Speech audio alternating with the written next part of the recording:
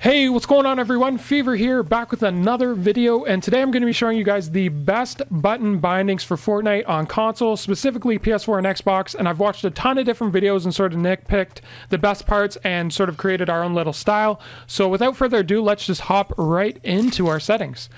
So the first thing you want to do is make sure it's set up as Builder Pro, because Builder Pro is actually already pretty fine-tuned. It's pretty legit. There's only going to be a few changes we're going to make just to optimize it.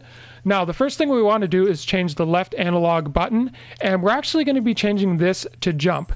Now, the purpose of this is you will no longer have to take off your right thumb off the right analog while jumping, and this will help you a lot in situations where you're in the air and you need to aim and shoot someone, and this could be the life or death in a lot of different scenarios.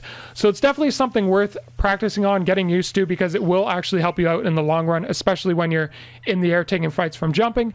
And you're probably wondering, well, how are we supposed to sprint? Well, we have a solution for that right back here in the game settings. You just want to come down here over to control options, and you want to make sure sprint by default is on.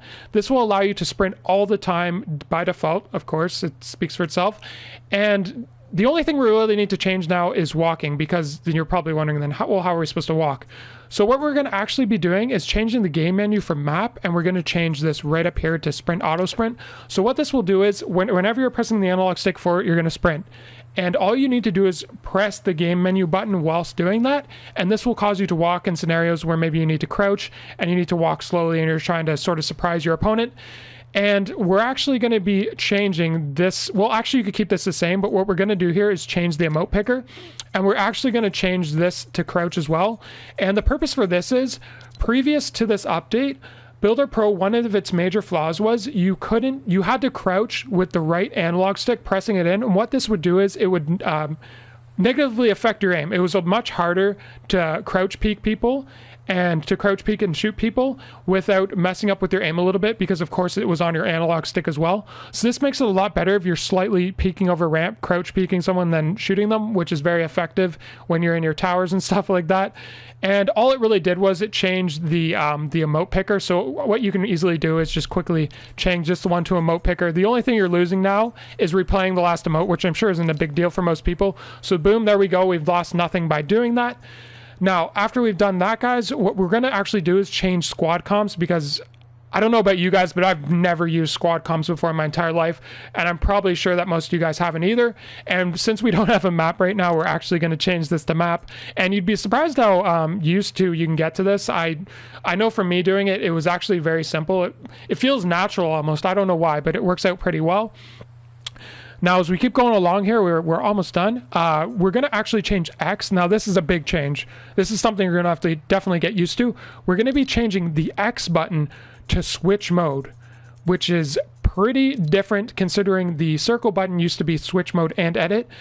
Now, and we're actually going to change the circle button to just edit. So what this does is, there was a glitch when the new the new custom buttons came out, where you'd have to always press circle no matter what you switched it to. Now in this scenario, I didn't actually change it. So now when you actually set it up like this, there we go. Sorry, I kept pressing the circle button when I meant to press the X button, staring at it. So what this does is it stops you from having to press that one extra button if you were to, say, turn switch mode to if you were to turn switch mode and edit to like one single button, say triangle or something like that. So what this does is there's one less input you have to put in to the controls when you're editing, which makes it a lot quicker to be able to edit, do quick edits, and yeah, so that's the main purpose of that. Now you can quickly edit with this one button and confirm it at the same time, and this allows you to quickly switch the mode. This is probably the biggest change, I'd say. Out of all the changes, this is probably the biggest one, probably the one that will take the longest to get used to, but I can assure you guys, you will be able to edit as fast as PC players once you get used to it. It's actually crazy. With these new controls, with the custom layout, I believe like console players are going to be right up there with PC players. It's just the gap is getting smaller and smaller with these new button layouts. As far as build controls go, there are a couple things I did change. The main one is changing the trap picker place interact button. I actually changed it to the R button. What this allows you to do is jump and press and to aim while pressing and placing traps like that. So if you get someone in a box, you can constantly jump, and you can also rotate around and quickly lay out a bunch of traps, and you kill your opponent very quickly. So that's the main purpose of this one. as you guys can see here, let's quickly just change that to give you sort of the idea of what that's for. And you also can mess around with toggling through different items and stuff like that over here on this side. But in general, I sort of just left this the way it was. There wasn't too many changes on the build controls. It was mostly just changes on the combat controls. And yeah, that's pretty much it, guys. Those are the best button bindings, or keybinds, as a lot of people like to say, despite them not being that.